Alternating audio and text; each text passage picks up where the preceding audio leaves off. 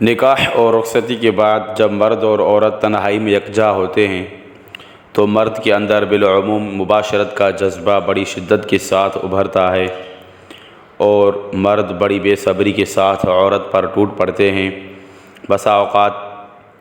بیوی کو اس درندگی سے بہت تکلیف ہوتی ہے اور وہ منع بھی کرتی ہے۔ بسم اللہ الرحمن الرحیم۔ خالق کی کائنات نے مرد اور عورت کے اندر ایک دوسرے کی صحبت سے سکون حاصل کرنے اور لطف اندوز ہونے کی جو خواہش رکھی ہے اس کو پورا کرنے کے لیے شرع اسلامی نے نکاح کا طریقہ بتایا ہے، اور اسی لیے نکاح حضور اکرم صلی اللہ علیہ وسلم کی نہایت اہم سنت ہے۔ اس کے ذریعے انسان زنا جیسے مذموم گناہ سے بچتا ہے۔ یہی وجہ ہے کہ نکاح کو نصف الایمان بھی کہا گیا ہے۔ نکاح کے ذریعے جہاں انسان حرام کاری سے بچتا ہے وہاں اس کو بدن کی صحت، ذہنی سکون، محبت اور ایک دوسرے کی سچی ہمدردی اور رازداری وغیرہ مختلف قسم کے فائدے بھی حاصل ہوتے ہیں۔ نکاح اور رخصتی کے بعد جب مرد اور عورت تنہائی میں اکیلے ہوتے ہیں تو مرد کے اندر مباشرت کا جذبہ بڑی شدت کے ساتھ ابھرتا ہے، اور اس وقت بعض مرد بڑی بے صبری کے ساتھ عورت پر ٹوٹ پڑتے ہیں۔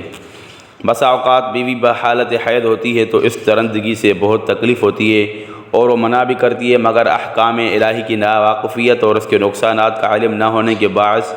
عورت کے انکار کا لحاظ نہ کرتے ہوئے صحبت کر لیتے ہیں، جبکہ قرآن کریم نے صاف الفاظ میں حالت حیض میں صحبت کرنے سے روکا ہے اور حرام قرار دیا ہے۔ اللہ تعالیٰ فرماتے ہیں فَاعْتَزِلُوا النِّسَاءَ فِي الْمَحِيضِ، حالت حیض میں عورت سے الگ تھلگ رہو۔ قرآن حکیم کے اس حکم کے بارے میں علم طب نے جدید اس بات کا انکشاف کیا ہے کہ حیض سے خارج شدہ خون میں ایک قسم کا زہریلا مادہ ہوتا ہے جو اگر جسم کے اندر رہ جائے تو صحت کے لیے مضر ہوتا ہے۔ اس طرح حالت حیض میں جماع سے اجتناب کرنے کے راز سے پردہ ہٹا دیا ہے۔ دوران حیض عورت کے خاص اعضاء خون حیض کے جمع ہونے کی وجہ سے سکڑے ہوئے ہوتے ہیں اور اعصاب داخلی غدود کے سیلان کے باعث اضطراب میں ہوتے ہیں۔ اس لیے حالت حیض میں جنسی اختلاط مضرت اور کبھی حیض کی رکاوٹ کا سبب بن جاتا ہے، اور بعد میں مزید خرابیاں سوزش رحم وغیرہ پیدا ہو جاتی ہیں، اور موجودہ زمانے میں ایڈز نام کی انتہائی خطرناک بیماری جو معرض وجود میں آئی ہے وہ بھی اس قسم کی بدعنوانیوں کا نتیجہ ہے۔ قربان جائیے